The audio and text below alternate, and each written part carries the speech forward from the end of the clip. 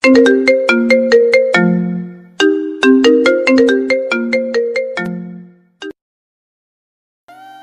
Whistle দিয়েছে 2 minute হলো। আমি শাড়ির কুচি ধরে মার দৌড় দিয়েছি ট্রেনে ওঠার জন্য। বাম হাতে শাড়ির কুচি ধরে ডান হাতে আইসক্রিম নিয়ে দৌড়াচ্ছি। আইসক্রিমটা যদি আমার হাত থেকে ফেলে দেই তাহলে সামনের বগিটার রড ধরে উঠে যেতে পারবো, কিন্তু না, আমি তো ফেলবো না, আমি পুরোটা খাবো তারপর উঠবো। এদিকে ট্রেনের গতি ধীরে ধীরে বৃদ্ধি পাচ্ছে। আমি জোরে জোরে দৌড়াচ্ছি, কিন্তু এখনো আইসক্রিমটা ফেলিনি। আমি দৌড়াচ্ছি, তার ঠিক 3টে বগির পর মা আর দাদি দরজার সামনে দাঁড়িয়ে আছে। মা আর দাদি হাতে থাকা আইসক্রিমটা ফেলে দিয়ে সামনের দিকে উঠে যেতে বলছে। এই মুহূর্তে আমি কি করব ভেবে পাচ্ছি না। ট্রেন দ্রুত এগিয়ে যাচ্ছে। লাস্টে আমি আইসক্রিমটা মুখের মধ্যে পুরে নিয়ে হাতটা সামনের দিকে বাড়িয়ে দিলাম। এখন আমার মনে হচ্ছে ডিডিএলজের মতো কেউ ট্রেন থেকে হাত বাড়িয়ে সিমরানকে তুলবে। ঠিক সেরকম ভাবেই কেউ একজন দরজার সামনে থেকে হাতটা আমার দিকে বাড়িয়ে দিল। আমিও খুশি হয়ে নিজে হাতটা বাড়িয়ে দিয়ে ও ব্রেক কষলাম হাতটা, কারণ সামনে হাত বাড়ানো ব্যক্তিটা কোনো রাজ নয়, বরং 65 বছরের পাকা চুলযুক্ত বুড়ো দাদু। এবার আমার রাগে দুঃখে চোখে জল ভরে এলো। ভাবতে থাকি, তাহলে কি আজ আমার যাওয়া হবে না? সবাই আমাকে রেখে চলে যাবে? জোরে দৌড়ানোর পর সামনে দেখি আর একজন হাত বাড়িয়ে দিচ্ছে। এবার আমি মনস্থির করলাম, যারই হাত হোক ধরে আমি ট্রেনে উঠে যাব। যেই ভাবা সেই কাজ। আমিও হাতের উপর হাত দিতেই সে আমার হাতটা ধরে টান মেরে ট্রেনে তুলে নিল। ভয়ে আমার এখনো হাত পা থরথর করে কাঁপছে। আমি এখনো তার বুকের সাথে লেপ্টে আছি, কিন্তু বুঝতে পারলাম এটা কোনো বুড়ো নয়, বরং কোনো সুদর্শন যুবক। তার কারণ তার শার্টের হাতা ফোল্ড করা, লোমযুক্ত ফর্সা ধবধবে হাত, হাতে সুন্দর একটা ওয়াচ, শরীর থেকে একটা দারুণ সুগন্ধ ভেসে আসছে। আমি মনে মনে খুশি হয়ে ভাবতে থাকলাম, তাহলে কি আমিও সিমরানের মতো আজ রাজকে পেয়ে গেলাম? মাথা তুলে লোকটির দিকে তাকাতে যাব, তার আগেই কেউ আমার কান ধরে পেছনের দিকে ঘুরিয়ে নিল। পেছনে তাকিয়ে দেখি মা রাগে দৃষ্টিতে আমার দিকে তাকিয়ে আছে আর বলছে, তোকে বলেছিলাম না যে তুই ট্রেন থেকে নামবি না, কেন নেমেছিলি বল? আমি ব্যথায় কুকড়ে উঠে মাকে বললাম, সরি মা, আর হবে না, এবারের মতো ছেড়ে দাও, কানে খুব ব্যথা করছে। তখনই দাদি এসে মায়ের কাছ থেকে আমাকে বাঁচান। তারপর বলে, চল সিটে গিয়ে বসবি। দাদি আমাকে সেখান থেকে টেনে নিয়ে অন্য কামরায় চলে গেল। আমি আর পেছনের দিকে তাকিয়ে ছেলেটিকে আর দেখতে পেলাম না। এক রাশ আফসোস দিয়ে চলে এলাম নিজেদের সিটে। বসার পর সবাই মিলে একবার বকা দিয়ে দিল আমায়। তারপর আমি গিয়ে জানালার ধারের দিকে বসে পড়লাম। আজ আমরা সপরিবারে দীঘার সমুদ্র সৈকত ঘুরতে যাচ্ছি। বাবা, মা, আমি, দিদি, জিজু আর তাদের 2 বছরের পিচ্চি ছেলে জয়। আমি রুহানিকা সেনগুপ্ত, বাবা মার ছোট মেয়ে, অনার্স 2য় বর্ষের ছাত্রী। আমারই বায়নায় আজ সবাই ট্রেনে করে যাচ্ছি। কিন্তু ট্রেনে উঠেছি ট্রেন ছাড়ার 1 ঘন্টা আগে। কিন্তু বিপত্তি ঘটলো আমার জন্য। ট্রেনে উঠে 15 মিনিট বসে থাকার পর আমার বসে থাকতে ভালো লাগছিল না, তাই কোনোভাবে বাবাইকে বুঝিয়ে ট্রেন থেকে নেমে স্টেশনের বাইরে চলে গেলাম আইসক্রিম খেতে। আইসক্রিম কিনে যদি সঙ্গে সঙ্গে ট্রেনে উঠে যেতাম তাহলে এই বিপদের সম্মুখীন হতে হতো না। আমি একটা চকলেট আইসক্রিম কিনে ওখানেই দাঁড়িয়ে খেয়ে আবার একটা খেতে লাগলাম। এমন করতে করতে 5টা আইসক্রিম খাওয়ার পর ট্রেনের হুইসেল শুনে লাস্টের আইসক্রিমটা হাতে নিয়ে দৌড় দিলাম ট্রেনের জন্য। আমার সাদা শাড়িটায় একটু চকলেটের দাগ লেগে গেল। তারপর কি হলো আপনারা সবাই জানেনই। ট্রেন ছেড়েছে প্রায় 1 ঘন্টা হলো। আমি এই 1 ঘন্টা ট্রেনের জানালার পাশে বসে প্রায় 150টি সেলফি তোলা হয়ে গেছে। সবাই আমাকে নিয়ে হাসাহাসি শুরু করে দিয়েছে। রুহি, সেলফি তোলা বন্ধ করে জানলা দিয়ে বাইরের পরিবেশটা দেখ, কত সুন্দর। মা বলল, ও তো সবসময় সেলফি আর সেলফি। মায়ের কথা শুনে বাবা বলল, সেলফি তুলছে তুলুক না, তুমি এত রাগ করছো কেন? জিজু বলল, শুরু করেছে সেলফি তোলা, এটা তো শুধু টেইলার্স, পিকচার আবি বাকি হ্যাঁ। কি ঠিক বললাম তো শালিকা সাহেবা? আমি 32 পাটি দাঁত বের করে হ্যাঁ বলে পিচ্চি বাবুকে কোলে নিয়ে জানলা দিয়ে বাইরের দৃশ্য দেখতে থাকলাম। প্রায় 8 ঘন্টা পর দীঘা স্টেশনে নামলাম। সমুদ্রের কাছাকাছি একটা হোটেলে আমরা উঠলাম। রুমের জানলার কাছে যেতেই বিশাল সমুদ্র চোখে ভেসে উঠল। সমুদ্রের জলের বড় ধরনের ঢেউয়ের গর্জন কানে ভেসে আসছে। আমি আরো সুন্দরভাবে দেখার জন্য কাউকে কিছু না বলে ছাদে চলে গেলাম। ছাদ থেকে খুব সুন্দরভাবে সমুদ্র দেখা যাচ্ছে। আমি মুগ্ধ নয়নে তাকিয়ে আছি সমুদ্রের ঢেউয়ের দিকে। হঠাৎ খেয়াল করলাম আমার পেছনে কারো ছায়া মনে হলো। কেউ যেন আমার দিকে খুব সূক্ষ্মভাবে তাকিয়ে আছে। আমি পেছন ঘুরে কাউকে দেখতে পেলাম না। খানিকটা ভয় পেয়ে গেলাম, তাই তাড়াতাড়ি দৌড়ে নিজের রুমে চলে এলাম। এসে দেখি মা আমার দিকে রাগী লুক নিয়ে তাকিয়ে আছে। তারপর বলতে শুরু করলো, শুরু হয়ে গেল তোর একা একা বেরিয়ে যাওয়া, তাও আবার ফ্রেশ না হয়ে। কোথায় গিয়েছিলিস বল? আমি এবার কি বলবো ভেবে না পেয়ে চুপ করে আছি। কিছুক্ষণ পর বলে উঠলাম, পাশের রুমে গিয়ে দিদির কাছে দেখা করে এলাম। কথাটা বলে মাকে কিছু না বলতে দিয়েই লাগেজ থেকে একটা প্লাজো আর টপ নিয়ে বাথরুমে চলে গেলাম। প্রায় 15 মিনিট পর বার হয়ে দেখলাম সবাই আমার জন্য ওয়েট করছে। রাত প্রায় অনেকটাই হয়েছে, তাই আজ আর সমুদ্রের ধারে যাওয়া হবে না। ডিনার করে সবাই শুয়ে পড়বো, সবাই খুব টায়ার্ড। পরের দিন ভোর 7:30টায় সমুদ্র সৈকতের কাছে যাব। পরের দিন ভোরে মা, বাবা, আমি, দিদি, জিজু, ছোট বাবু সবাই সাথে এলাম সমুদ্র পাড়ে সূর্য উদয় দেখতে। ভোরের সমুদ্রের বুক চিরে লাল বড় আগ্নেয়গিরির মতো সূর্য উদিত হচ্ছে চারদিকে। সমুদ্রের গর্জন, হাজার হাজার মানুষের ভিড়ে সানরাইজ দৃশ্যটা অপূর্ব। ক্যামেরা বন্দি করছি দৃশ্যটা আমিও। অনেক ফটো তুলে নিলাম সূর্য ব্যাকগ্রাউন্ড রেখে। তারপর ফ্যামিলির সাথে অনেক ছবি তুলে নিলাম। তারপর আবার চলে গেলাম হোটেলে। কিন্তু আমার খালি মনে হচ্ছে কেউ আমাকে আড়াল থেকে দেখছে। রুমে এসে ফ্রেশ হয়ে একটা black jeans, red kurti, black scarf, চুলটা উপর দিকে গার্ডার দিয়ে ঝুলিয়ে দিলাম। লিপস্টিক আর টিপ পরতে যাব, তখনই পিচ্চিটা কান্না জুড়ে দিল। তাই দিদি বলল তাকে নিয়ে একটু বাইরে ঘুরে আসার জন্য। আমি আর কি না সেজেই বাবুকে কোলে নিয়ে বাইরে বেরিয়ে গেলাম। রাস্তা দিয়ে হেঁটে চলেছি, উদ্দেশ্য সমুদ্রের পাড়ে যাব। কিন্তু হঠাৎ কেউ আমার সামনে এসে দাঁড়িয়ে গেল। মাথা তুলে সামনে থাকা ব্যক্তিটির দিকে তাকিয়ে বড়সড় একটা ক্রাশ খেলাম।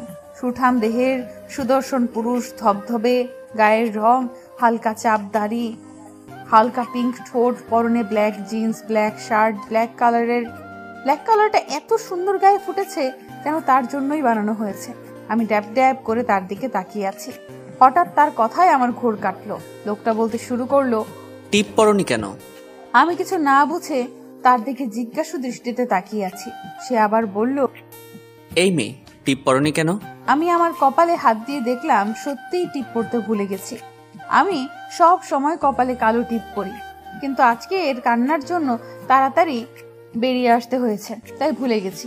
কিন্তু তাই বলে আমি তাকে কেন বলবো আমি টিপ পরিনি কেন?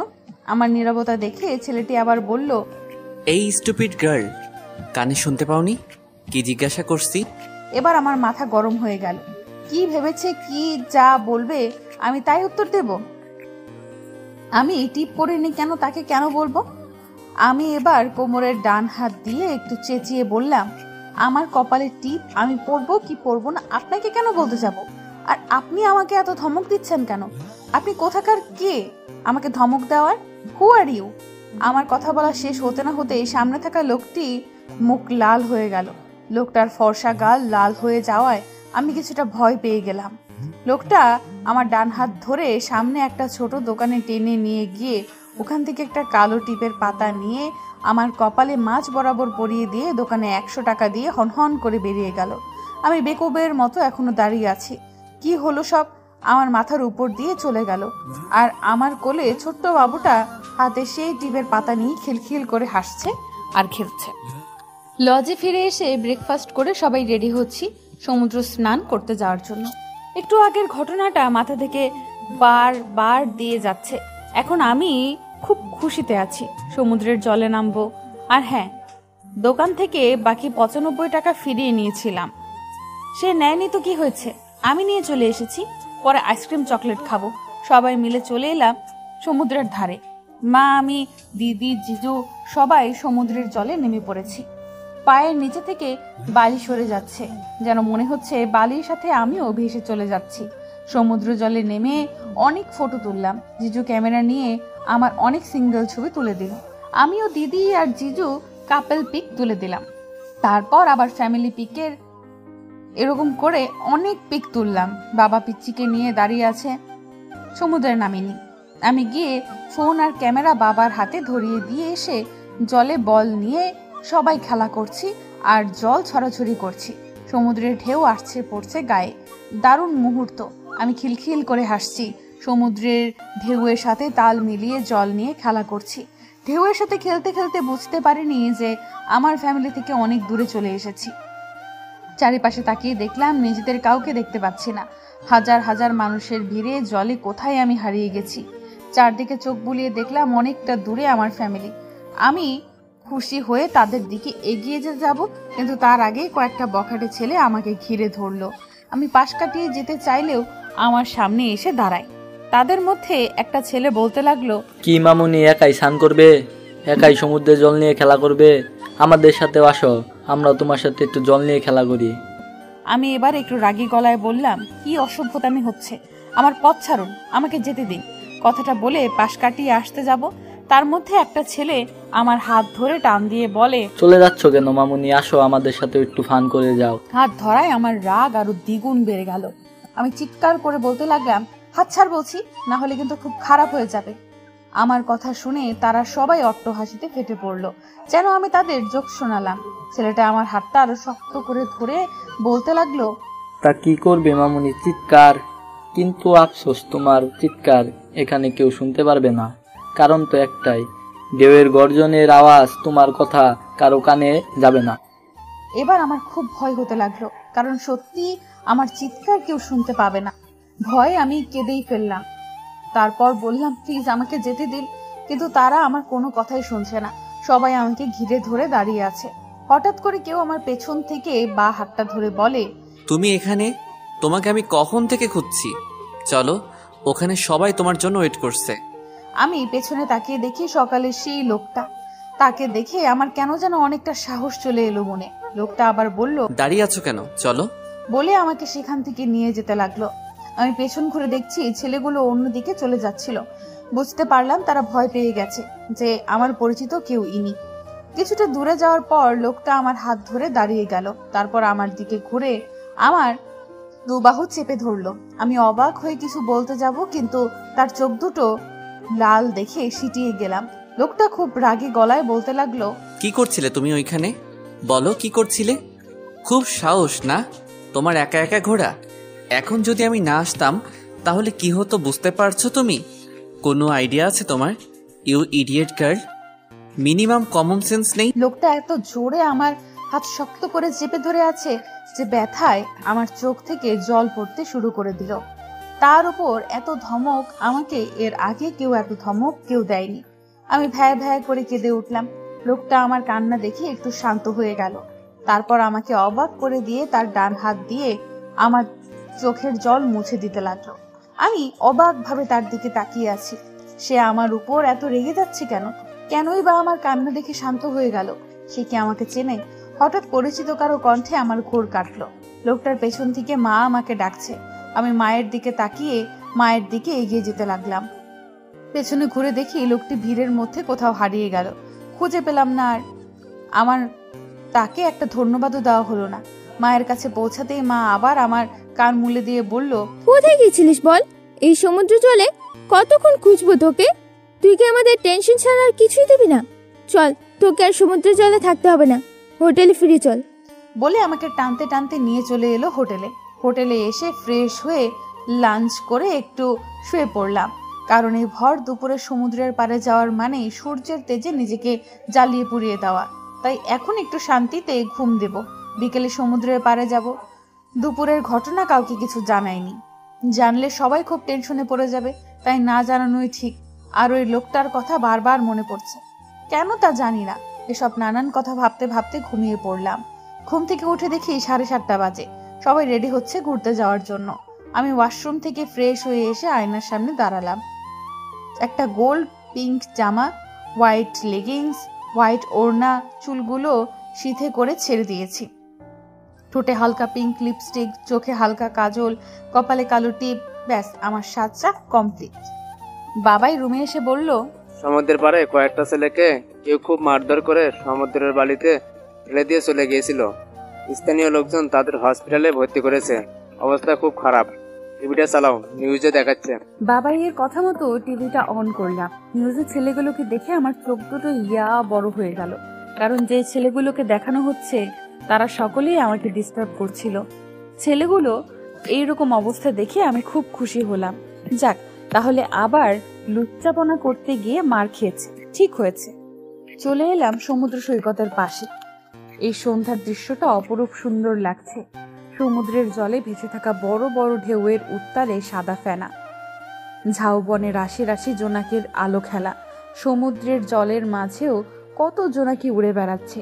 ঢেউয়ের গর্জন, ঝড়ো বাতাসের উত্তাল, বাতাসে আমার চুল বারবার মুখে মারি খাচ্ছে।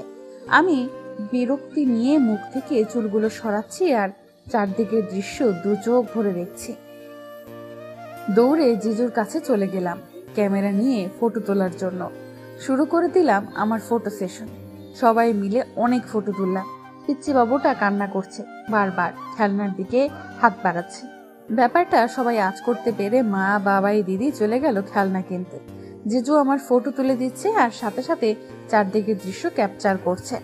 হঠাৎ দমকা ঝড়ো হাওয়ায় আমার ওড়নাটা আমার গলা থেকে উড়ে দূরে গিয়ে কারো মুখে পড়লো। আমি ওড়নার পেছনে পেছনে দৌড়াতে একটু হাঁপিয়ে গিয়ে তার সামনে দাঁড়িয়ে হাঁটুতে দু হাত নিয়ে একটু শ্বাস নিয়ে বললাম, সরি, হাওয়ায় উড়ে এসেছে, বলে উঠে দাঁড়ালাম। লোকটা মুখ থেকে ওড়নাটা নামাতেই আমার দু চোখ বড় বড় হয়ে গেল। আকাশে গোল বড় চাঁদের আলোতে লোকটার মুখটা অস্পষ্ট, তবুও আমি তাকে বুঝতে পারলাম যে এটি সকালের সেই লোকটা। লোকটিকে দেখে আমি একটু খুশি হলাম, আবার একটু রাগ হলাম। খুশি হলাম কারণ সকালের ঘটনার জন্য তাকে ধন্যবাদ জানানো হয়নি, আর রাগ হচ্ছে সে আমাকে ধমক দিয়েছে আর আমাকে সরি বলেনি সেই জন্য। লোকটা মুখ থেকে ওড়নাটা নামিয়ে আমার উদ্দেশ্যে বলল, এই স্টুপিড গার্ল, তুমি কি নিজের জিনিস কখনো নিজের কাছে ভালোভাবে রাখতে পারো না? সব সময় এরকম উদ্ঘট হয়ে ঘুরে বেড়াও। সামান্য ওড়না নিজের কাছে রাখতে পারোনি, কেয়ারলেস গার্ল। এবার লোকটির কথায় আমার রাগ হলো। কি ভেবেছে কি সে? তাকে যা ইচ্ছে তাই বলে যাবে? সকাল থেকে এখনো পর্যন্ত ধমকের উপর ধমক দিয়ে যাচ্ছে। না রুহি, এসব মানা যাবে না, তোকে এর উত্তর দিতেই হবে। আমি দুহাত কোমরে দিয়ে রাগী গলায় বললাম, এই আপনার সমস্যাটা কি বলুন তো? যখনই আমার সাথে আপনার দেখা হয় তখনই আপনি আমাকে ধমক দিচ্ছেন কেন? আমাকে আজ পর্যন্ত এত ধমক কেউ দেয়নি, আর সে জায়গায় আপনি একদিনে আমাকে তিনবার ধমক দিলেন। আর একবার যদি আপনি আমাকে ধমক দেন না, তাহলে আমি আপনাকে সমুদ্রের জলে ডুবিয়ে মারবো, বলে দিলাম। কথাগুলো এক নিঃশ্বাসে বলে গেলাম। লোকটিকে দেখলাম, সে ছোট ছোট চোখ করে আমার দিকে তাকিয়ে আছে। কিছুক্ষণ পর শব্দ করে হেসে উঠল। তার আঁকাবাঁকা দাঁতের হাসি দেখে আর এক দফা ক্রাশ খেলাম। তারপর আমি রাগ ভুলে তার দিকে এক দৃষ্টিতে তাকিয়ে রইলাম। লোকটা আমার কাছে এসে আমার গায়ের ওড়নাটা দিয়ে আমার নাক টেনে বলল, রাগ করলে তোমার নাকটা লাল হয়ে যায়। তোমাকে দারুণ লাগে তিলোত্তমা। তিলোত্তমা নামক নামটা শুনে আমি ভড়কে গেলাম। তার মানে সে কি আমাকে অন্য কোনো মেয়ে ভাবছে? এই জন্যই কি সে আমার উপরে কথায় কথায় ধমক দিচ্ছে? আমি লোকটার দিকে আমার তর্জনী আঙ্গুল দেখিয়ে বললাম, এই আপনি কি বললেন? তিলোত্তমা? কে তিলোত্তমা? আমি তিলোত্তমা নই। আমার কথা শুনে সে আবার মুচকি হাসলো। আমি উত্তরের আশায় তাকিয়ে রইলাম। সে ডোন্ট কেয়ার ভাব নিয়ে নিজের পকেট থেকে ফোন বের করে চারদিকের দৃশ্য ক্যাপচার করতে লাগলো। অ্যাপল সেট, দারুণ ক্যামেরা দেখে আমি সব ভুলে সেলফি তোলার জন্য মনটা ব্যাকুল হয়ে উঠল। তারপর দেখলাম লোকটা নিজে একা একা সেলফি তুলছে, আমি বেকুবের মতো দাঁড়িয়ে আছি। কিছুক্ষণ পর আমার দিকে ফোনের ক্যামেরা ঘুরিয়ে বলল, একদম নড়বে না, এইভাবে দাঁড়িয়ে থাকবে। আমিও তার কথা মতো সেইভাবেই দাঁড়িয়ে থাকলাম। লোকটা ফটফট আমার কয়েকটা ছবি তুলে নিল, আর আমিও সুন্দর সুন্দর পোজ দিয়ে ফটো তুললাম। লোকটা আমার সাথে অনেকগুলো সেলফি তুলে নিয়ে আমাকে ফটোগুলো দেখালো। অসাধারণ ফটোগুলো উঠেছে। তারপর সে ফোনটা নিজের পকেটে পুরে নিয়ে আমাকে বলল, তুমি সত্যি একটা ইডিয়েট গার্ল। লোকটার কথা শুনে আমি ভড়কে গেলাম। রাগ যেন আমার মাথায় চড়ে উঠল। রাগী গলায় বললাম, এই আপনার বলার মানেটা কি? সে আমাকে বলল, তুমি কি আমাকে চেনো? আমি মাথা দুদিকে নাড়ালাম, অর্থাৎ না। সে আবার হেসে বলল, একটা অজানা ছেলের ফোনে তুমি ফটো তুলে নিলে? এবার আমি ভ্যাবাচাকা খেয়ে গেলাম। সত্যি তো, আমি কি করে একটা অজানা ছেলের ফোনে ফটো তুলে নিলাম? এবার আমি একটু ভীত কণ্ঠে বললাম, দেখুন, আমি আবেগের বশে ভুল করে ফেলেছি, আপনি ফটোগুলো প্লিজ ডিলিট করে দিন। সে আমার কথায় হাসির রেখা আরো গাঢ় করে বলল যে সেটা তো আর পসিবল নয় তিলোত্তমা। আমি এবার চেঁচিয়ে বললাম, এই যে মিস্টার সাইকো, পসিবল নয় কেন? আপনাকে ডিলিট করতেই হবে। আর কে তিলোত্তমা? আমি আপনার তিলোত্তমা নই। কথাগুলো বলছি, পেছন থেকে জিজুর গলার স্বর পেলাম। পেছন দিকে তাকিয়ে দেখলাম জিজু আমার দিকে এগিয়ে আসছে। জিজুর থেকে চোখ সরিয়ে সামনের দিকে তাকাতেই দেখলাম লোকটা আমার সামনে আর নেই, ভিড়ের মধ্যে কোথায় হারিয়ে গেল। কলকাতায় ফিরে এসেছে রুহি আজ 1 সপ্তাহ হলো। 1 সপ্তাহে রুহি দীঘায় তার সাথে ঘটে যাওয়া ঘটনাটি বেনামূল ভুলে গেছে। ভুলেনি শুধু সেই ছেলেটিকে, প্রতিদিন তার মুখটা চোখের সামনে ভেসে ওঠে, কিন্তু সে কিছুতেই মনে করতে পারছে না যে লোকটি তাকে কি নামে ডেকেছিল আর সে তাকে কি নামে ডেকেছিল। রুহি লাইফে একটাই প্রবলেম, ও 1 বছর আগের কথা মনে রাখতে পারে, কিন্তু কয়েকদিন বা সপ্তাহের কয়েক ঘন্টার আগের কথা যদি সে আর দ্বিতীয়বার মনে মনে রিভাইন্স না করে বেনামূল ভুলে যেতে পারে। খুব চঞ্চল প্রকৃতির মেয়ে, কিন্তু পড়াশোনায় সে অত্যন্ত মেধাবী। বেঘরে ঘুমাচ্ছিলাম আমি, হঠাৎ কারো তীব্র চিৎকারে আমার স্বাদের ঘুমটা ভেঙে গেল। চোখ পিট করে উঠে বসে লম্বা একটা হাই তুলে দেখলাম সামনে দাঁড়িয়ে আছে আমার বেস্ট, অত্যন্ত রাগী লুক নিয়ে। আমাকে উঠতে দেখে আমার সামনে আরো এগিয়ে এসে চিৎকার করে বলতে লাগলো, তোর কি কখনোই জ্ঞান হবে না? আজ 2 সপ্তাহ হলো তুই কলেজে যাচ্ছিস না। কাল ফোনে বললি যে আজ যাবি, ঘড়ির দিকে তাকিয়ে দেখ, অলরেডি 10টা বেজে গেছে। তুই কি আজও কলেজে যাবি না? আমি ওর কথা মতো ঘড়ির দিকে তাকিয়ে দেখলাম সত্যিই 10টা বাজে। আমি বেড থেকে লাফ দিয়ে নেমে ওয়াশরুমে চলে যাচ্ছি আর ও কে উদ্দেশ্য করে বলছি, তুই বস, আমি জাস্ট 5 মিনিটে ফ্রেশ হয়ে আসছি। 5 মিনিট বলে প্রায় 15 মিনিট পরে বের হলাম। কোনো রকম রেডি হয়ে ওর হাত ধরে নিচে নামছি আর মায়ের উদ্দেশ্যে বলছি, আমি আজ ব্রেকফাস্ট করব না, ক্যান্টিন থেকে কিছু খেয়ে নেব। ওকে নিয়ে চলে এলাম বাড়ির বাইরে, তারপর স্কুটিতে করে কলেজে চলে গেলাম। কলেজে এসে একটা ক্লাস করার পর ক্যান্টিনে বসে আছি আমি আর লাবণ্য, মানে আমার বেস্ট ফ্রেন্ড। লাবণ্যকে সব বললাম, দীঘার ঘটনা সব শুনে ও বলল, তুই ওই ছেলেটার উপর বড়সড় ক্রাশ খেয়েছিস নাকি প্রেমে পড়েছিস? সত্যি করে বল না। আমি ঠোঁট উল্টে বললাম, তা জানি না, কিন্তু তার কথা বারবার মনে পড়ছে। তার ওই রাগী মুখ, তার ধমক, আমার উপর চিৎকার করা, আমার চোখে জল দেখে শান্ত হয়ে যাওয়া, আঁকাবাঁকা দাঁতের মুচকি হাসি, সবকিছু বারবার মনে পড়ছে। লাভ আমার গাল টেনে বলল, বুঝেছি, তুই নির্ঘাত প্রেমে পড়েছিস। আমি উদাসীন হয়ে বললাম, প্রেমে পড়লেও বা কি, তাকে কি আর কোনোদিন দেখতে পাবো? তার সাথে কি আমার আর দেখা হবে? লাভ তুড়ি বাজিয়ে বলল, আইডিয়া। আমি খুশি হয়ে বললাম, কি? লাভ বলল, সোশ্যাল সাইট চেক করা হোক। আমি ভাবলেশহীন হয়ে বললাম, নাম জানি না। দুজনেই হতাশ হয়ে গালে হাত দিয়ে বসে থাকলাম কিছুক্ষণ। ক্যান্টিনে কিছুক্ষণ বসে আবার ক্লাসে চলে গেলাম। ক্লাস শেষে কলেজের বাইরে দাঁড়িয়ে আছি আমরা দুজন আর আইসক্রিম খাচ্ছি। হঠাৎ কোথা থেকে একটা বাচ্চা ছেলে, 8 কি 9 বছরের হবে, আমার পাশে এসে দাঁড়িয়ে আমার হাত ধরে একটা চিরকুট ধরিয়ে দেয়। আমি বাচ্চাটার দিকে তাকিয়ে বললাম, কি হয়েছে বাবু? সে চিরকুট ধরিয়ে দিয়ে চলে যেতে নিলে আমি তাকে ডেকে বললাম, এই এটা কে দিল? সে রাস্তার অপোজিটে দাঁড়িয়ে থাকা একটা সাদা গাড়ির দিকে হাত দিয়ে ইশারা করলো। আমি গাড়িটার দিকে লক্ষ্য করলাম, কিন্তু ভেতরে কে আছে তা দেখতে পেলাম না। কৌতূহল বশত আমি চিরকুটটা খুলে দেখলাম। চিরকুটের প্রথমে লেখা প্রিয়তমা, তারপর প্রিয়তমা কেটে লেখা তিলোত্তমা। তিলোত্তমা নামটা পড়ে আমার যেন মনে হচ্ছে এই নামে আগেও কেউ আমাকে ডেকেছে, কিন্তু কে ডেকেছে কিছুতেই মনে করতে পারছি না। তারপর লেখা, প্রথমে প্রিয়তমা বলবো না তোমাকে, কারণ তুমি আমার তিলোত্তমা। তুমি বড়ই নিষ্ঠুর। আমি একটা লাইন পড়ে ভাবলাম হয়তো অন্য কারো, তাই চিঠিটা ভাঁজ করতে যাব। পরের লাইনে লেখা, আরে কি করছো? এটা তোমার জন্যই লেখা। তুমি আমার রাতের ঘুম কেড়েছ, আমার মনের শান্তি কেড়েছ। না আমাকে ঠিক মতো খেতে দিচ্ছ, না ঠিক মতো ঘুমাতে দিচ্ছ, না ঠিক মতো কারোর সাথে কথা বলতে দিচ্ছ। দিন রাত শুধু তোমার মুখটা চোখের সামনে ভেসে উঠছে। কেমন করে পারো তুমি এত জাদু করতে? জাদু করনি। তোমার প্রেমে আমি অতই সমুদ্রের জলে হাবুডুবু খাচ্ছি, আর তুমি নিশ্চিন্তে কত আরামে ঘুমাচ্ছ, আমার ঘুম কেড়ে নিয়ে সুখে শান্তিতে ঘুমাচ্ছ। এর শাস্তি তোমাকে পেতেই হবে তিলোত্তমা। ইতি তোমার মিস্টার সাইকো। আমি চিঠিটা পড়ে পুরো বোকা বনে গেছি। কে তিলোত্তমা, কে মিস্টার সাইকো? নিশ্চয়ই অন্য কারো চিঠি আমার কাছে ভুল করে চলে এসেছে। আমি চিঠিটা নিয়ে সাদা গাড়িটার দিকে এগিয়ে গেলাম, কিন্তু আমি গাড়িতে সামনে যেতেই গাড়িটা ওখান থেকে ছুটে বেরিয়ে গেল। আমি হা করে দাঁড়িয়ে আছি, ব্যাপারটা কি হলো কিছুই বুঝলাম না। লাবণ্য বলল, তুই ছাড়া তো হয়তো কেউ মজা করেছে, এসব চিন্তা বাদ দে।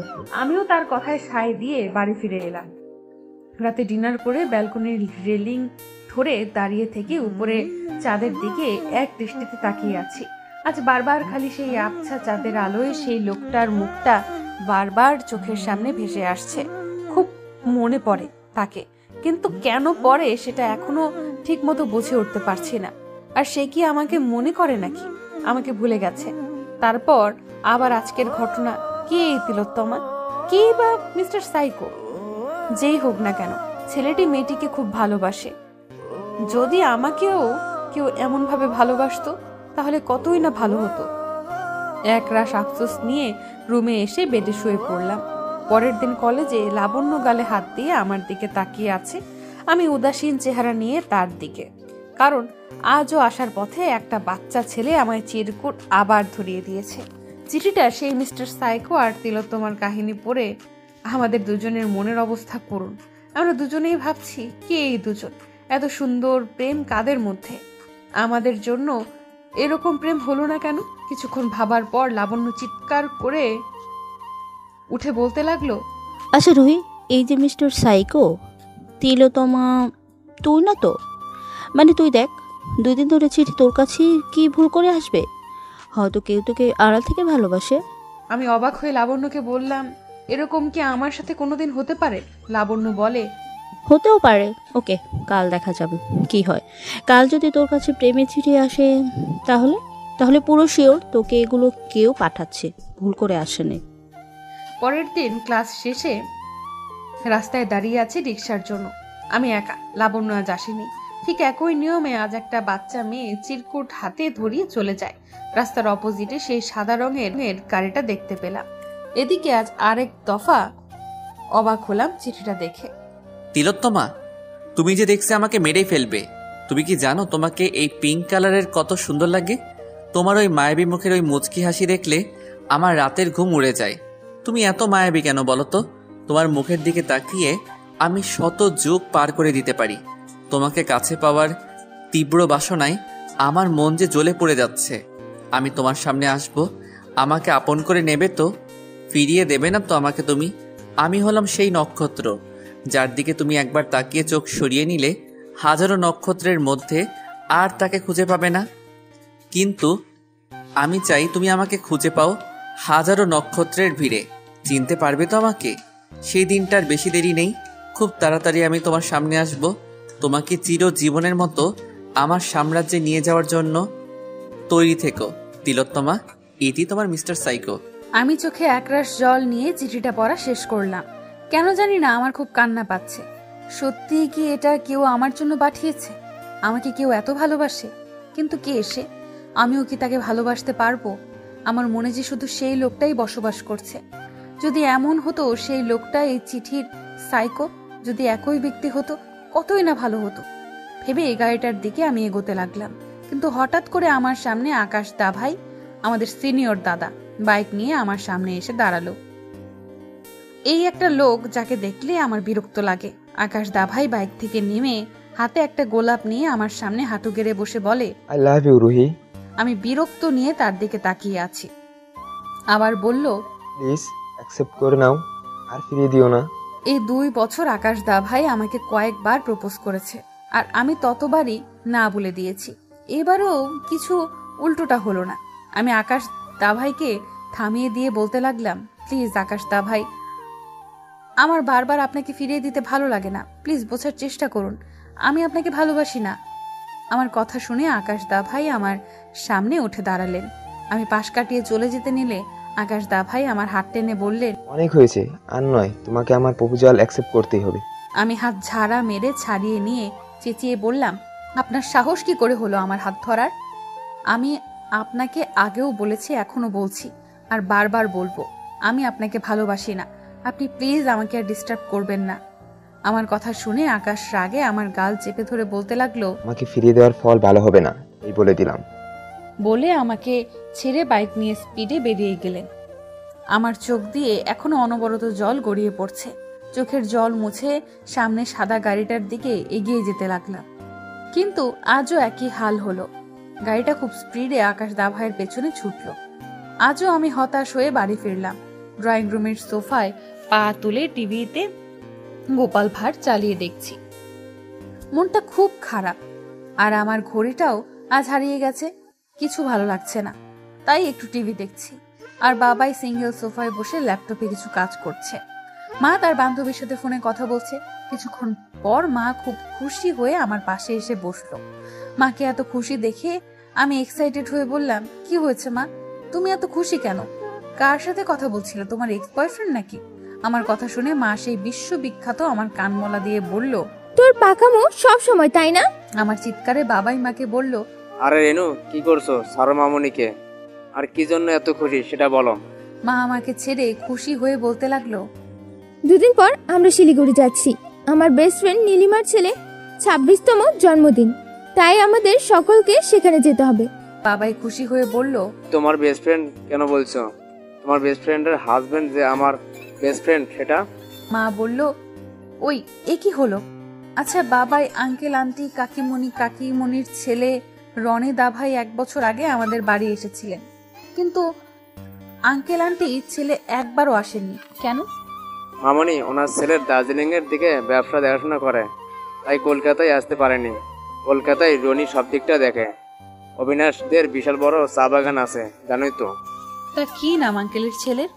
আদিত্য চৌধুরী খুব ভালো ছেলে, পড়াশোনায় অত্যন্ত ভালো স্টুডেন্ট ছিল, দেখতেও অপূর্ব, ভালো ফুটবল খেলে, আর ও বিজনেস খুব ভালো করে সামলাচ্ছে।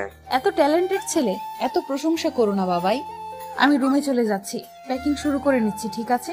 রুমে এসে বেডের উপর থেকে ফোনটা হাতে নিয়ে আমার চোখ কপালে উঠে গেল, কারণ বেস্টুর 69 মিস কল। আমি হাতে ফোন নিয়ে আবার কল ব্যাক করতে যাব, তখনই আমার ফোনটা বেজে ওঠে। ফোনটা রিসিভ করে কানে ধরতেই আমার কান ঝালাপালা করে দিল। ওর বকবকানি শুনে আমি বললাম, এত কেন কথা বলিস, চুপ কর, কেন ফোন করেছিস বল। ও সিরিয়াস হয়ে আমাকে যা বলল তা শুনে আমি খুশি হব না দুঃখ পাবো, কি করব আমি কিছুই বুঝতে পারছি না। কারণ আকাশকে কেউ ময়দানে নিয়ে গিয়ে বেধড়ক মারধর করেছে, গুরুতর আহত করেছেন। ডান হাতে প্রচন্ড চোট পেয়েছে। আজ ওই হাত দিয়ে আমাকে গলা চেপে ধরেছিল, ঠিক হয়েছে। কিন্তু একটা কথা আমাকে বিশেষ করে ভাবাচ্ছে, দীঘা সমুদ্র সৈকতে আমার সাথে যারা মিসবিহেভ করেছিল তাদেরও সেদিনকে কেউ খুব মারধর করেছে, আর আজ আকাশ ভাই আমার সাথে মিসবিহেভ করার পরে আহত হলো। দুটো ঘটনার কোথাও না কোথাও কানেকশন আমার সাথে। আচ্ছা, দীঘায় আমার সাথে ঘটনাটা ঘটার একমাত্র সাক্ষী ছিলেন ওই লোকটা। তারপর ছেলেগুলো খারাপ অবস্থায় পাওয়া যায়। আজও আমাকে আকাশ দা ভাই ঘটনা রাস্তার অপোজিটে সাদা গাড়িতে ভেতরে বসে থাকা মিস্টার সাইকো দেখেছে। আচ্ছা, যদি ওই রকম হয়, মিস্টার সাইকো আর দীঘার সেই ছেলেটা যদি একই ব্যক্তি হয়, তাহলে কেমন হয় ভেবেই লুঙ্গি ডান্স করার ইচ্ছে হচ্ছে। গাড়ি চলছে আপন গতিতে। আজ আমরা সবাই মিলে শিলিগুড়ি যাচ্ছি। এই 2 দিন আমার ভার্সিটি যাওয়া হয়নি, এই জন্যই কোনো চিরকুটও আসেনি। মনটা একটু ভারী হয়ে আছে, কিন্তু আমার তো মনে হচ্ছে উনি যদি মিস্টার সাইকো হন, তাহলে উনি আমাকে নিশ্চয়ই আবার খুঁজে পেয়ে যাবে ভেবেই আমার মনে হাজারো ভালো লাগা দোলা দিচ্ছে। আচ্ছা, যখন উনি আমার সামনে আসবে সেই মুহূর্তটা কেমন হবে? উনি কি আমার সামনে এসে নিজের মনের কথা প্রকাশ করবে? আমি কিভাবে উত্তর দেব? আচ্ছা, সেই লোকটা আর মিস্টার সাইকো আলাদা হয়, তাহলে আমি কি করব? আমি কি মিস্টার সাইকোকে মেনে নিতে পারবো? ফুর, কিছু ভালো লাগছে না, সব কিছু গুলিয়ে যাচ্ছে। এখন আমার মনে একটা গান বাজছে,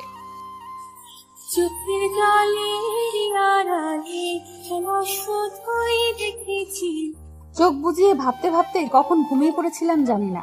ঘুম ভাঙতেই দেখলাম শিলিগুড়ি অনেকটাই ভেতরে পৌঁছে গেছি।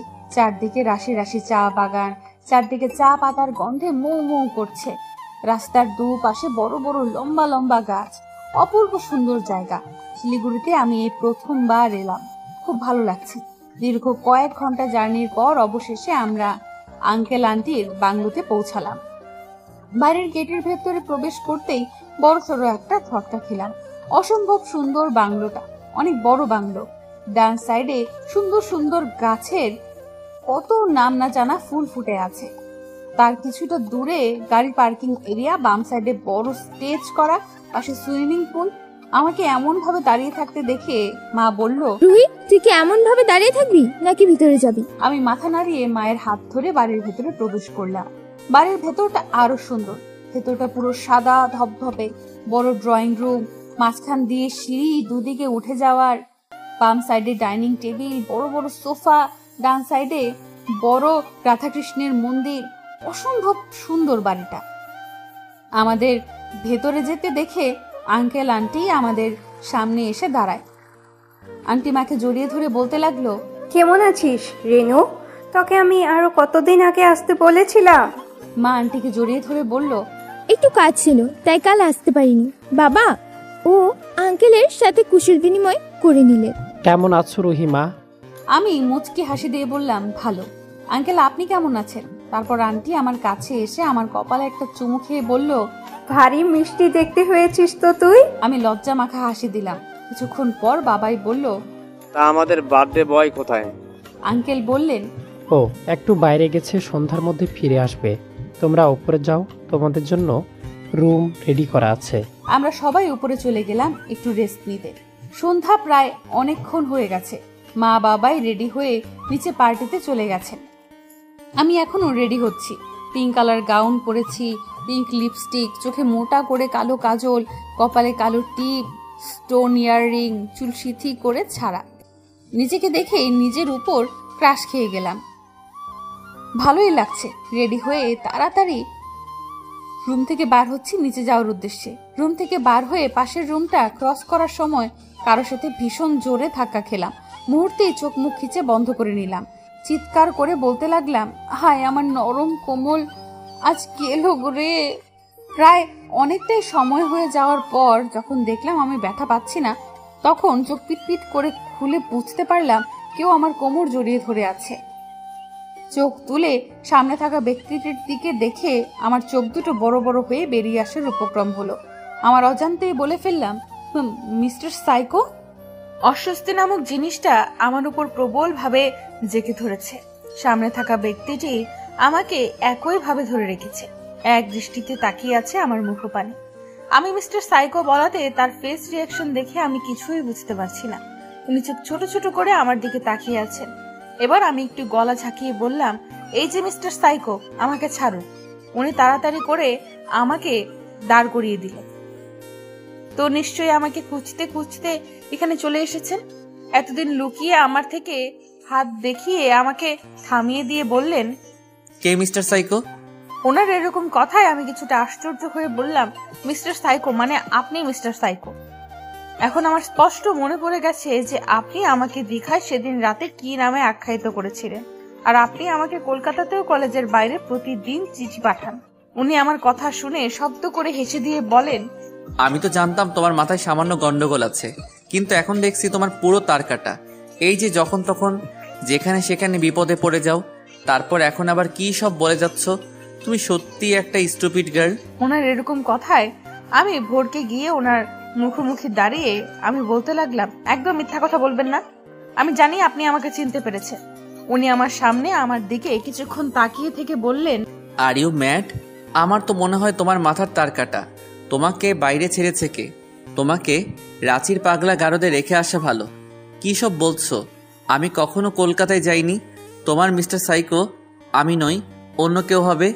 ওনার কথা শুনে আমার চোখে জল চলে এলো। ভাবতে খুব কষ্ট হচ্ছে যে এই আমার মিস্টার সাইকো নন, কিন্তু আমার এখন স্পষ্ট মনে হচ্ছে যে উনি দীঘায় আমাকে তিলোত্তমা বলেছিলেন। আমাকে ভাবতে দেখে উনি আমার সামনে তুড়ি বাজিয়ে বলেন, কি আবার ভাবছো মিস? আমি এবার ওনার কলার ধরে বললাম যে আপনি আমার মিস্টার সাইকো, আপনি আমাকে তিলোত্তমার নামে দীঘাতে ডেকেছিলেন। আমার স্পষ্ট মনে আছে। উনি আমার হাত কলার থেকে ছাড়িয়ে নিয়ে শক্ত গলায় বলেন, প্রথমত তুমি আমার কলার চেপে ধরেছো কোন সাহসে? আর দ্বিতীয়ত আমি তোমাকে তিলোত্তমা ভুল করে ডেকে ফেলেছিলাম। অন্ধকারে আমি তোমাকে অন্য কেউ ভেবেছিলাম, তাই বলে ফেলেছি। ওনার এরকম নির্লিপ্ত জবাবে আমার চোখের জল আর বাদ মারল না। আমার চোখ দিয়ে জল গড়িয়ে পড়তে লাগলো। তাহলে কি আমার ধারণা ভুল প্রমাণিত হয়েছে? কিন্তু আমার স্পষ্ট মনে পড়ছে উনি আমাকে তিলোত্তমা ভুল করে বলেননি। কিন্তু এখন কেন স্বীকার করছেন না? এই সত্যতা আমি যাচাই করেই ছাড়বো। আমাকে অবাক করে দিয়ে উনি আমার চোখের জল খুব যত্ন সহকারে মুছে দিলেন। আমি ফ্যাল দৃষ্টিতে ওনার দিকে তাকাই। ওনার চোখে আমি আমার জন্য ভালোবাসা দেখতে পাচ্ছি। তবুও কেন উনি আমাকে অস্বীকার করছেন? উনি আমার থেকে দৃষ্টি সরিয়ে বললেন, আমার সামনে কেউ কাঁদলে সেটা আমার সহ্য হয় না, এই জন্য তোমার চোখের জল মুছে দিলাম। তুমি অন্য কিছু ভেবো না। আমি এবার গা জারানো কণ্ঠে বললাম, আপনি যতই অস্বীকার করুন না কেন, আমি জানি আপনি আমার মিস্টার সাইকো, আর আমি আপনার তিলোত্তমা। উনি এক দৃষ্টিতে আমার দিকে তাকিয়ে আছেন। ওনার চোখের কোণে জল চিকচিক করছে। উনি আমার থেকে মুখ ফিরিয়ে নিয়ে উল্টো দিকে ঘুরে বললেন, এটা তোমার ভুল ধারণা, তুমি আমার তিলোত্তমা নও। তারপর কিছুক্ষণ পর উনি আমার দিকে ঘুরে বললেন, আমার কি মনে হচ্ছে জানো তো, তুমি আমার লুকে ফিদা হয়ে আমাকে তোমার পাগল প্রেমিক ভাবছো। এটাতে তোমার কোনো দোষ নেই। আমার লুকটাই এত হ্যান্ডসাম যে কেউ ফিদা হয়ে যেতে পারে। ওনার কথায় আমি ভরকে গেলাম। ওনার সামনে তেরে গিয়ে দাঁড়িয়ে তর্জনী আঙুল দেখিয়ে বললাম, আপনাকে কে বলেছে আপনি হ্যান্ডসাম? আপনাকে পুরো কালো ম্যাওয়ের মতো দেখতে। উনি ব্রু কুচকে বললেন, কালো ম্যাও মানে? আমি বললাম, কালো বিড়াল চেনেন? কালো বিড়ালের মতো আপনাকে দেখতে, সেই জন্যই তো সব সময় এরকম কালো পোশাক পরে থাকে। উনি আমার দিকে রাগী দৃষ্টি নিক্ষেপ করে বললেন, হোয়াট? আমাকে কালো বিড়ালের মতো দেখতে? আর তোমাকে তো পুরো পেত্তির মতো দেখতে। আমি কোমরে 2 হাত দিয়ে চেঁচিয়ে উঠে বললাম, একদম মিথ্যা কথা বলবেন না। আমাকে মোটেও পেত্নির মতো দেখতে না, বুঝেছেন? না, বুঝিনি। তোমাকে পেত্নির মতো দেখতে। এই বলে দুজনের মধ্যে ঝগড়া শুরু হয়ে গেল। তখনই হঠাৎ নিচে থেকে আঙ্কেল ডাক দিয়ে বললেন, আদিত্য, নিচে এসো, সবাই তোমার জন্য অপেক্ষা করছে। উনি আমার দিকে রাগী দৃষ্টিতে তাকিয়ে সিঁড়ি বেয়ে নিচে নেমে গেলেন। আর আমি এখনো দাঁড়িয়ে আছি। তাহলে ইনি হলেন আদিত্য চৌধুরী। কিন্তু বাবাই বললেন যে উনি কখনো কলকাতায় যায়নি, আর উনিও বললেন উনি কখনো কলকাতায় যায়নি। কিন্তু আমার মনে পড়ছে সমুদ্র ধারে উনি আমাকে তিলোত্তমা নামে আমায় ডেকেছিলেন, আর আমি মিস্টার সাইকো। কিন্তু সত্যিটা আমি জেনে ছাড়বো মিস্টার আদিত্য চৌধুরী। নিচে নেমে মায়ের পাশে গিয়ে দাঁড়ালাম। আর কিছুক্ষণ পর কেক কাটা হবে। আদিত্য ওনার সব ফ্রেন্ডদের সাথে হেসে হেসে কথা বলছে। ব্ল্যাক কালারের শার্টে ওনাকে মারাত্মক সুন্দর লাগছে। আর ওনার সব ফ্রেন্ডগুলো, বিশেষ করে মেয়েগুলো, চিপকে আছে। আমার দেখে খুব হিংসা হচ্ছে। হঠাৎ করে রনি দাদাকে দেখতে পেয়ে আমিও খুশি হয়ে রনি দাদার কাছে এগিয়ে গিয়ে বললাম, কেমন আছো রনি দাদা ভাই? রনি আমার দিকে ঘুরে পা থেকে মাথা পর্যন্ত স্ক্যান করে তারপর আমাকে বলল, আরে তোমাকে তো দেখছি চিনতেই পারছি না, খুব সুন্দর লাগছে তোমাকে। আমিও মুচকি হেসে বললাম, ধন্যবাদ। তারপর আমরা দুজনে কথা বলতে লাগলাম। রনি ভাই খুব মিশুকে, খুব সুন্দরভাবে কথা বলেন। কিছুক্ষণ পর আঙ্কেল অ্যানাউন্স করলেন যে কেক কাটা হবে। আমরা সবাই এগিয়ে গেলাম আদিত্যের কাছে। তারপর কেক কাটা হলো। আদিত্য প্রথম ওনার মা বাবাকে কেক খাওয়ালেন, তারপর কাকিমণিকে, আমার মা বাবাকে। কিন্তু একটা জিনিস লক্ষ্য করলাম, উনি সবাইকে খাইয়ে দিলেও নিজে কিন্তু কারো কাছ থেকে খাচ্ছেন না। তারপর উনি আমাদের সামনে এসে দাঁড়ালেন। রনি দা ভাইকে কেক খাইয়ে অন্য একটা পিস নিয়ে আমার সামনে ধরলেন। আমি থতমত খেয়ে ওনার দিকে তাকিয়ে আছি। উনি কেকটা আমার মুখের সামনে ধরে বললেন, হা করো। আমি ওনার কথা মতো হা করলাম। উনি আমাকে খাইয়ে দিয়ে বাকি অর্ধেকটা নিজে খেয়ে নিলেন। আমি এখনো চোখ বড় বড় করে ওনার দিকে তাকিয়ে আছি। কি হলো? উনি আমার এটো খেয়ে নিলেন। উনি কেকটা খেয়ে আমার কানের কাছে ফিসফিস করে বললেন, কেকটা দারুণ মিষ্টি, এর আগে এত মিষ্টি কেক খাইনি। কথাটা বলে আমার পাশ থেকে চলে গেলেন। আমি এখনো তত্তা মেরে দাঁড়িয়ে আছি। এ কেমন ছেলে আমি কিছুতেই বুঝে উঠতে পারছি না। গিটারের টুংটাং শব্দে আমি সামনে তাকিয়ে দেখলাম মিস্টার আদিত্য গিটার হাতে দাঁড়িয়ে আছেন। তারপর আমার দিকে তাকিয়ে সেই বিশ্ববিখ্যাত আঁকাবাঁকা দাঁতের মুচকি হাসি দিয়ে গান গাইতে শুরু করলেন।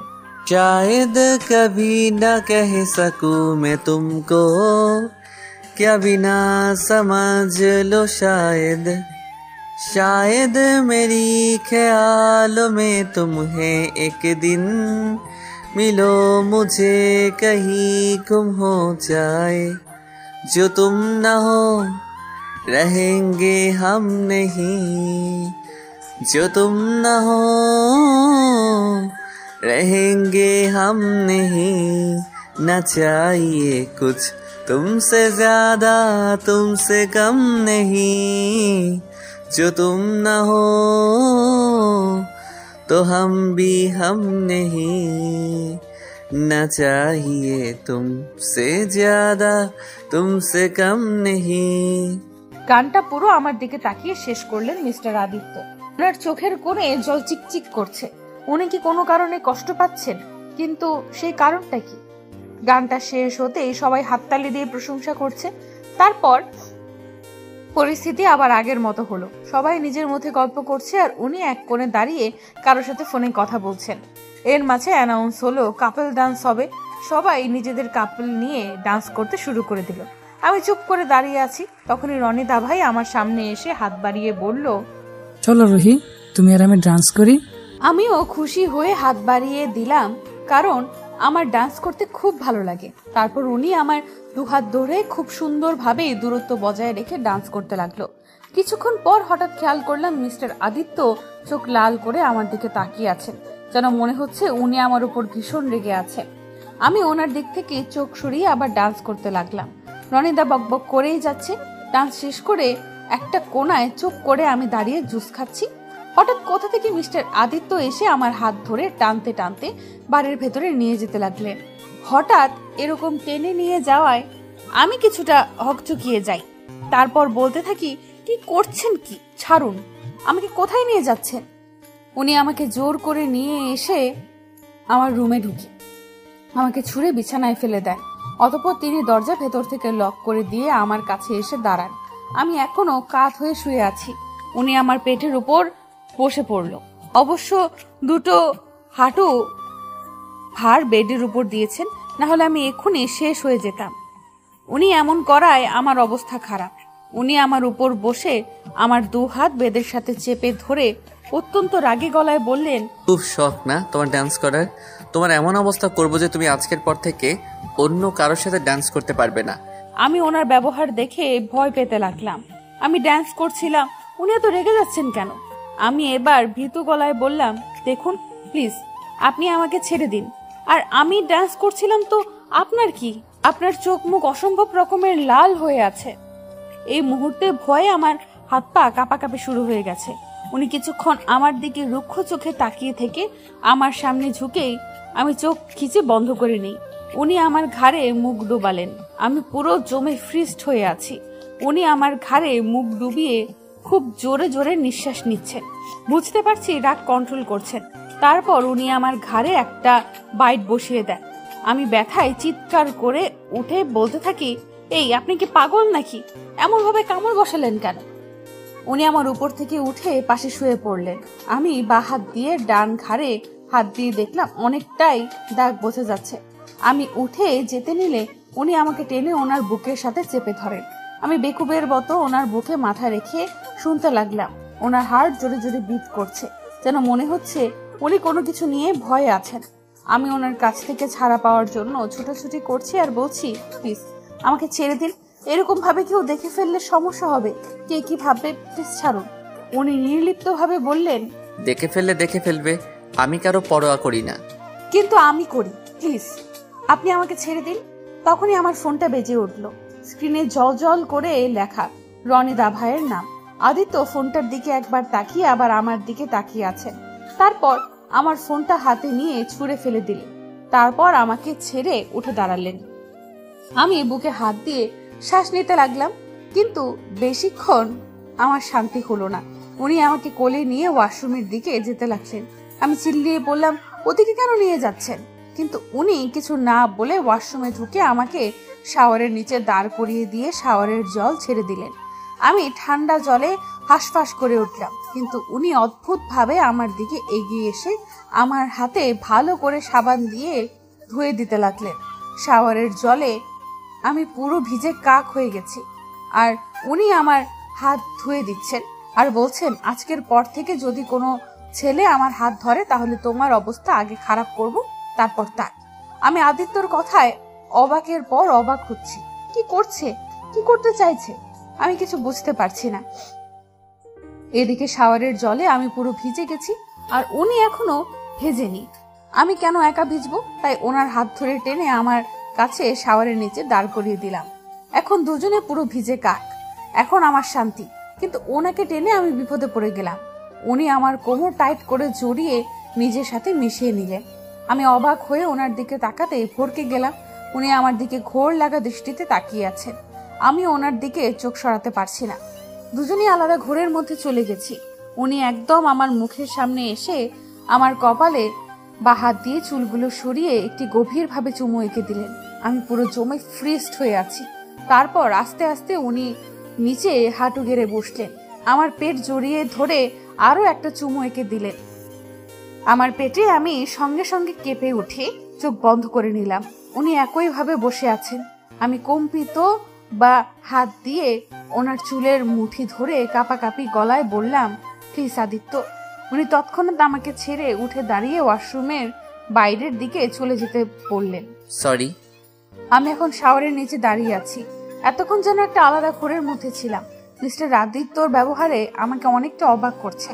আমাকে অন্য কোনো ছেলের হাত ধরে দেখে রেগে যাওয়ায় আমি এখন স্পষ্ট বুঝতে পারছি উনিই আমার মিস্টার সাইকো।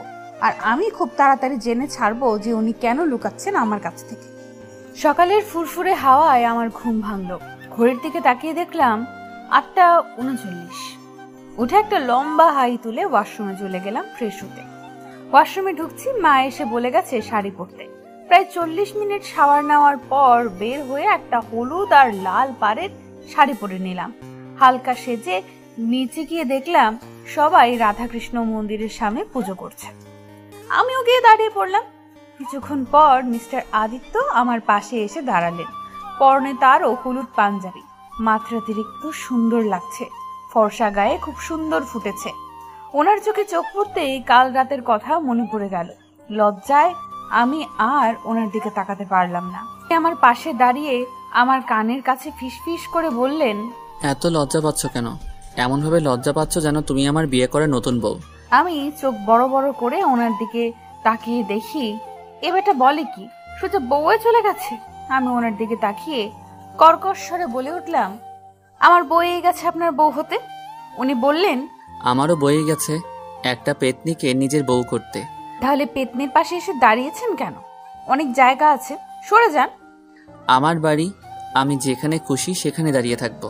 আমি কিছু বলতে যাব তার আগেই রনিদা ভাই আমার পাশে এসে দাঁড়ালেন। উনিও হলুদ পাঞ্জাবি পরেছেন। আমিও মনে মনে শয়তানি বুদ্ধি আটলাম মিস্টার আদিত্যকে জ্বালানোর জন্য।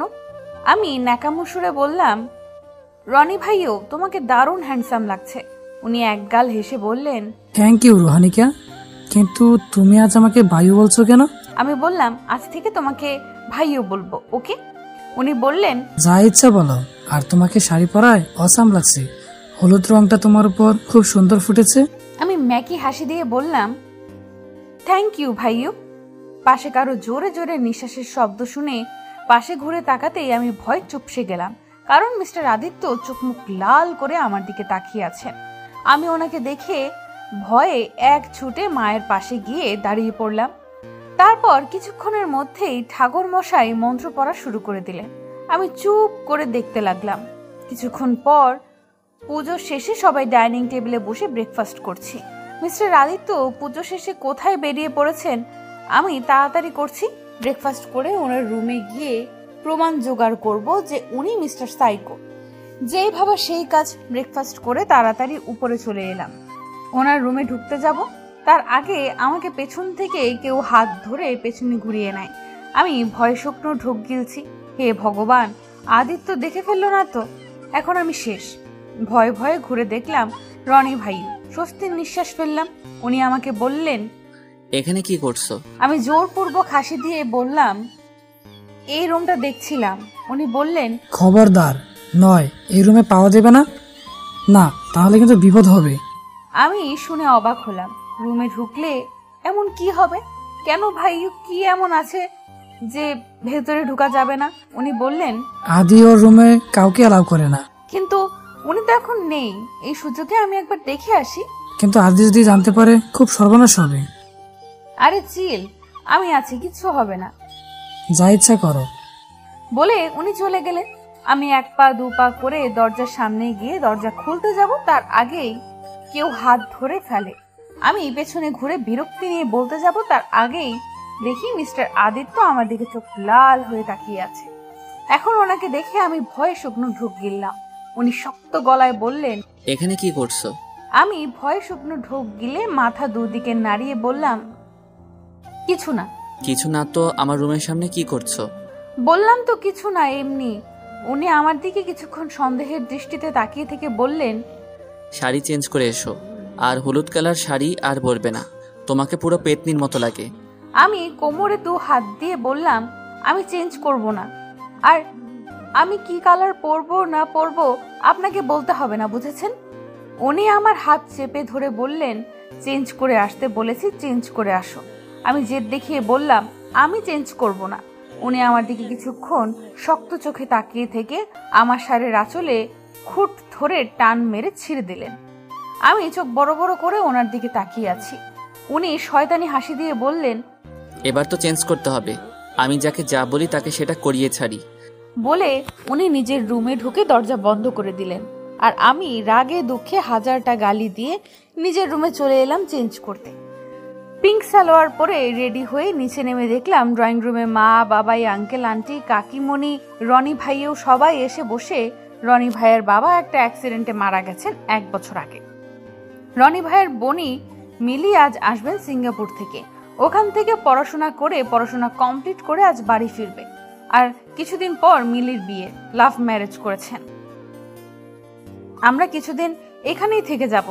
বাবাই আজ ফিরে যাবেন কলকাতা, কিছু কাজ সেরে আবার ফিরে আসবেন।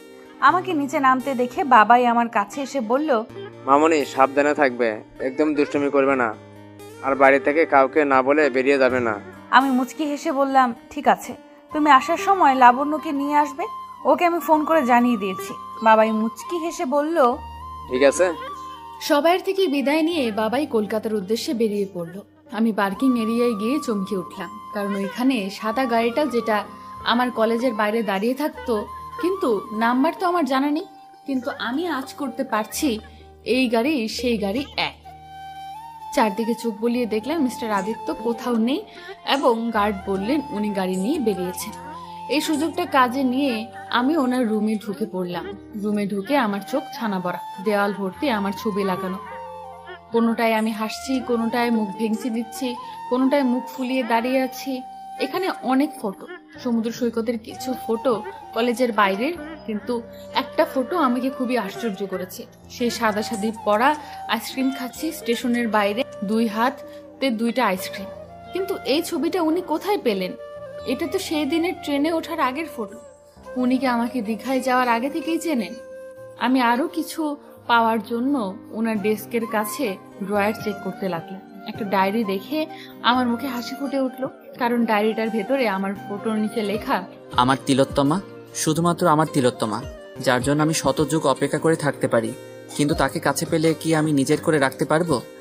তো আমি তাকে সমস্ত বিপদ থেকে রক্ষা করতে। এই হ্যান্ডরাইটিংটা দেখে আমি পুরো কনফার্ম হয়ে গেলাম যে আদিত্যই আমার মিস্টার সাইকো। কিন্তু এখন শুধু কি কারণে এত ভয় আছেন জানতে হবে। উনি কেনই বা আমার থেকে লুকাচ্ছে। আমি খুব খুশি হয়ে রুম থেকে উকি দিয়ে আস্তে করে দরজা খুলে বাইরে বের হয়ে স্বস্তির নিঃশ্বাস নিলাম। সাইকোটা দেখে ফেললে খবর খারাপ হয়ে যেত। নিচে দেখলাম মিলি এসে গেছে। আমিও ছুটি গিয়ে মিলিকে জড়িয়ে ধরলাম। ওর সাথে আমার প্রায় কথা হয়, অনেক ক্লোজ আমরা। পরিবারের সবাইকে চিনলেও শুধুমাত্র আদিত্য চৌধুরীকে চিনতাম না। মিলি আমাকে জড়িয়ে ধরে বলল, কেমন আছিস? আমিও মুচকি হেসে বললাম, ভালো। তারপর ওকে টেনে উপরে নিয়ে চলে এলাম আড্ডা দেওয়ার জন্য। ও ফ্রেশ হয়ে আসতেই আমরা দুজন মিলে গল্প জুড়ে দিলাম। ঘড়িতে রাত 10টা। আমরা সবাই ডাইনিং টেবিলে বসে ডিনার করছি, কিন্তু মিস্টার আদিত্য এখনো আসেননি। সেই সকালে বেরিয়েছে। আমি বারবার খালি সদর দরজার দিকে তাকিয়ে আছি, উনি কখন আসবেন সেই অপেক্ষায়। কিছুক্ষণের মধ্যে উনি চলে এলেন দেখে অনেকটা ক্লান্ত লাগছে। উনি বাড়ির ভেতরে ঢুকে ডাইনিং টেবিলের দিকে একবার তাকিয়ে ওপরে চলে যেতে লাগলেন। আন্টি বললেন, সোনাই, ফ্রেশ হয়ে নিচে চলে আসবে, একসাথে ডিনার করে নেবে। উনি খুব শান্ত গলায় বললেন, মম, আমি ক্লায়েন্টের সাথে ডিনার করে ফেলেছি, তোমরা খেয়ে নাও। আমি মুখটা কালো করে বসে থাকলাম। লোকটা একবারও আমার দিকে ভালো করে তাকালো না। কিছুক্ষণ পরে হঠাৎ উনি চিৎকার করে আন্টিকে ডাকতে লাগলেন। আমরা সবাই ডাইনিং টেবিল থেকে ড্রয়িং রুমের দিকে চলে এলাম। উনি সিঁড়ি দিয়ে নামছেন আর চিৎকার করে বলছেন, মম, আমার রুমে কে ঢুকেছিল? ওনার এরকম রাগী চোখে রুমে ঢোকার প্রশ্নে আমি ভয়ে কাঁপতে লাগলাম। রনি ভাইও আমার দিকে তাকিয়ে আছে। মিস্টার আদিত্য আবার আন্টিকে বলতে থাকে, বলো মম, কার সাহস হয়েছে আমার রুমে ঢোকার? আন্টি ওনার কাছে গিয়ে বললেন, সোনাই, তুই শান্ত হ, আমরা কেউ তোর রুমে ঢুকিনি, কি হয়েছে বল। উনি সেন্টার টেবিল থেকে ফ্লাওয়ার্স ভার্স নিয়ে ছুঁড়ে চিৎকার করে বলতে লাগলেন, কেউ যায়নি তো? আমার রুমের লাইট অন কেন ছিল? ফ্লাওয়ার ব্রাশটা নিচে কেন পড়ে আছে? এই রে, ব্লেন্ডার হয়ে গেছে, আমি লাইট অফ করতে ভুলে গিয়েছিলাম। উনি আবার বলতে থাকলেন, কে আমার রুমে ঢুকেছিল? সত্যি করে বলো। ওনার চিৎকারে আমি চোখ মুখ খিচে বন্ধ করে চেঁচিয়ে বলে ফেললাম, মেও।